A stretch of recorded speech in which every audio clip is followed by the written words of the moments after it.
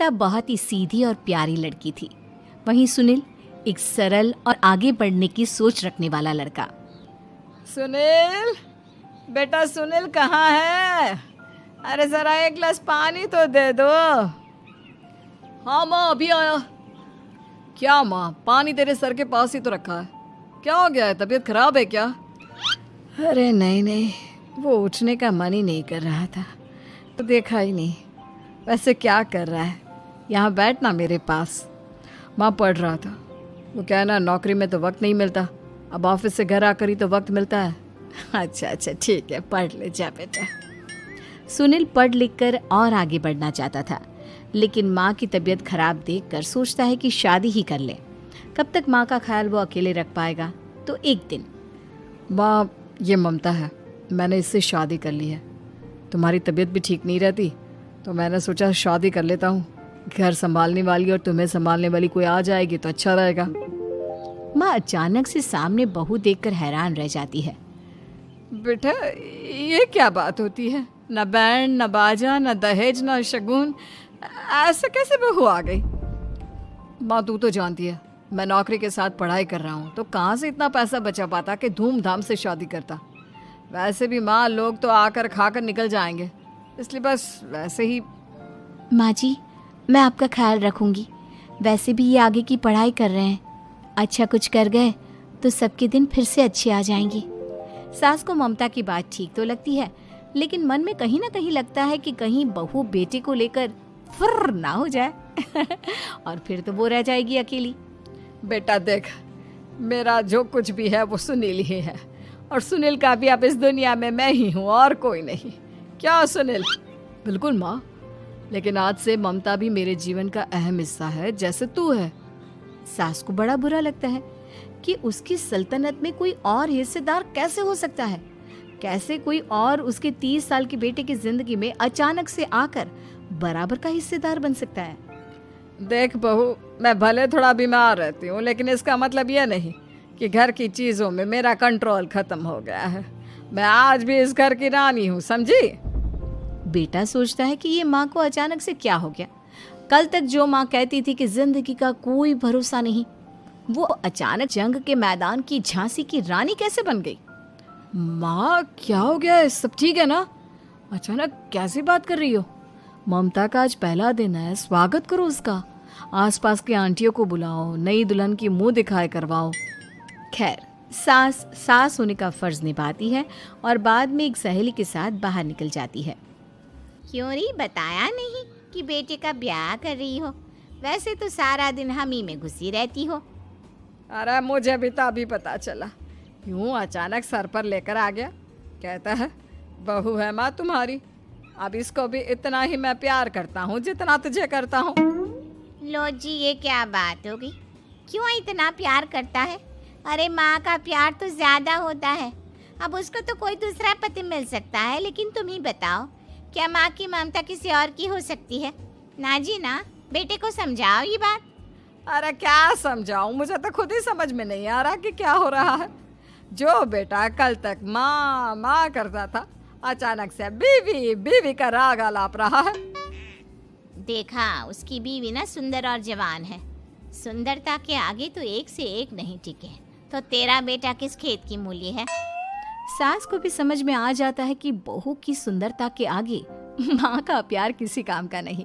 उधर बीवी, ए जी, अम्मा जी सहेलियों को छोड़ने गई थी, अभी तक आई नहीं, हम देख आए क्या?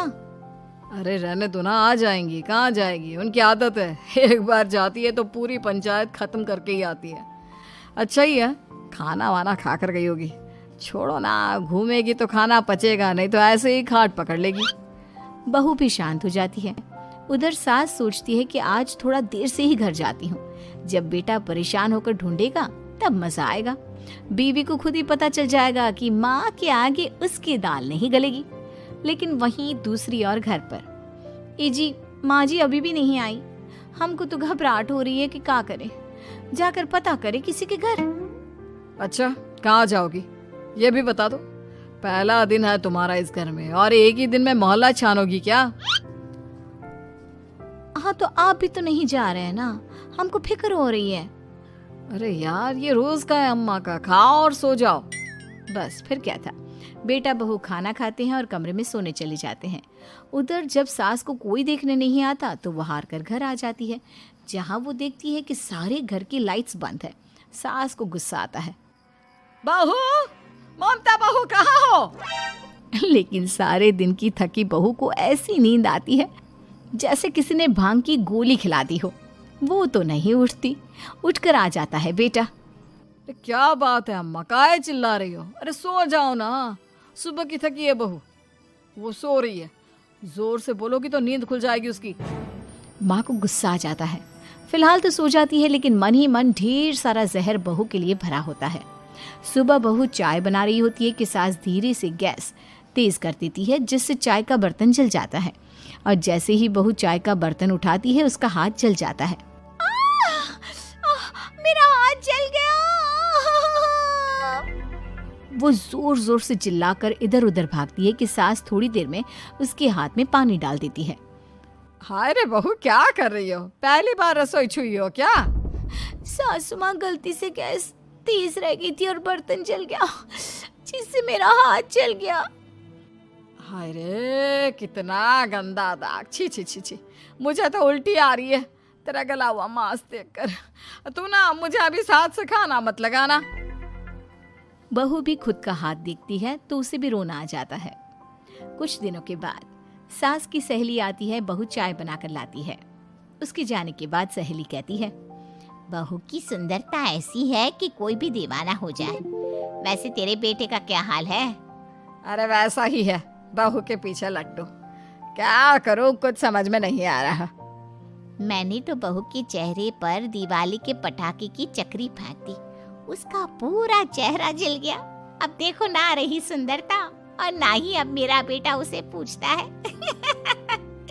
अरे अब तो वो उसे छोड़कर दूसरी भी देखने को बोल गया है मुझे। बहू सारी बात सुन रही होती है। आंटी एक बात बताइए, क्या भरोसा है कि दूसरी सही आए और आपके अनुसार रहे? देखिए आंटी, मेरी सासू माँ को गलत बात सिखाने की जरूरत नहीं है।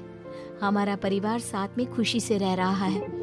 देख बहू, मेरी सहेली की बेइज्जती ना कर, वही अच्छा रहेगा तेरे लिए, समझी? बहू नहीं मानती है। वो बार बार उनकी सहेली को घर से निकल जाने को कहती है। तभी सास की सहेली पास के चूल्हे से लकड़ी लाकर बहू के चेहरे पर लगा देती है। बहू जोर जोर से रोने लगती है। अरे ये क्या कर दिया? मैंने कहाँ किया, ये तो तूने किया। तू ही नहीं चाहती थी कि बहू बेटी के साथ रहे, भला मैं क्यों करूंगी? मैं तो चली, निपटो अब। बहू रो रही होती है, दर्द से चिल्ला रही होती है, लेकिन सास उसे डॉक्टर के पास नहीं ले जाती। तभी पति आता है। क्या हो गया ममता? ये दाग कैसे लगा? तुम कैसे जली? ममता कुछ नहीं कहती, बस दर्द से करा रही होती है। पति माँ की तरफ देखता है। हो ना हो माँ, ये पक्का आपका काम है। आप ही ममता से जला करती थी ना। देखना माँ, अब पुलिस आएगी, केस बनेगा, लेकिन पहले मैं ममता को अस्पताल लेकर जा रहा हूँ। सभी अस्पताल जाते हैं, जहाँ डॉक्टर ममता की सास से कहते हैं, आपने तो नहीं जलाया ना बहू को? अब ममता की सास के तो पसीने छूट रहे होते हैं। वो घबरा कर कहती है, ना ना डॉक्टर साहब, कैसी बात करते हैं? हम क्या जलाएंगे अपनी बहू को? डॉक्टर ममता के पति से पूछते हैं। देखिए, क्योंकि ये ससुराल में जली है तो मामला पुलिस का बनता है, तो आप पहले पुलिस को बुलाइए, तभी इलाज पूरा होगा। सास डर जाती है कि अब तो बच्ची जिंदगी जेल में ही रहना होगा। रहने दीजिए ना, पुलिस को क्यों बुलाना?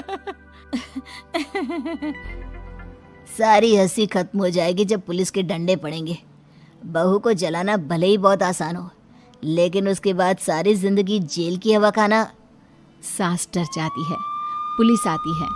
पास लेटी दर्द से करा रही ममता स्टेटमेंट देती है। तो क्या हुआ था? कैसे जली आप? ममता पास खड़ी सास को देखती है।